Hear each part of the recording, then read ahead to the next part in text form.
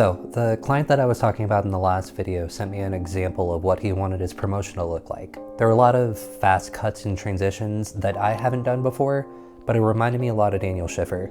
So I decided to get some friends together and try following one of his tutorials. After looking through his content, I decided that his B-roll 101 video would be perfect, just because it talks about his thought process behind getting some of those transitions. So my friends came over, we sat down, we watched the tutorial, and we discussed what we thought would and wouldn't work for the video that we're making. We decided to do a video about my friend's card cutting just because I haven't seen content like that anywhere, so I thought it'd be fun. So after discussing the tutorial, we got to work setting up our lights and camera and started shooting.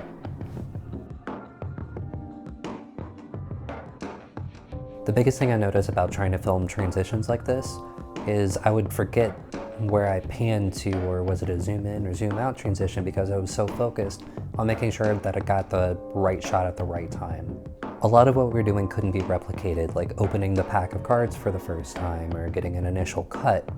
Those were things that I was completely focused on making sure that I got. When it came time to the edit, I realized that I either didn't move the camera the way that I needed to, or I didn't move the camera for a transition at all. So some of those transitions had to happen in post, which isn't ideal, but I think it kind of worked out. The other thing I noticed about myself when filming this is I need to be better about giving direction. A lot of the stuff is one take, and I could have focused more on getting those transitions right had I said, hey, let's slow this down, or let's do a couple of practice runs. But instead I opted for, let's just try to get it all at once. You do what you were doing and I'm going to try to film it, which unfortunately, that's not exactly how that'll work. So hopefully the observations that I made will help you if you try to replicate this style. With that said, here's what we were able to put together after watching the tutorial one time. Let me know what you think.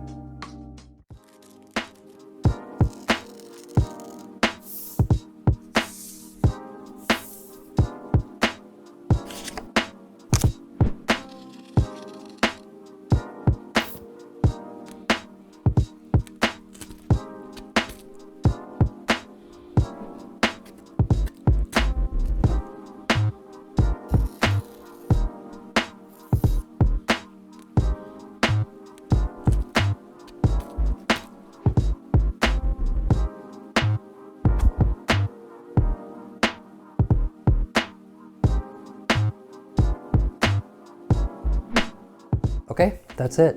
I appreciate you watching, and hopefully the tips that I provided will help you if you decide to pursue something like this.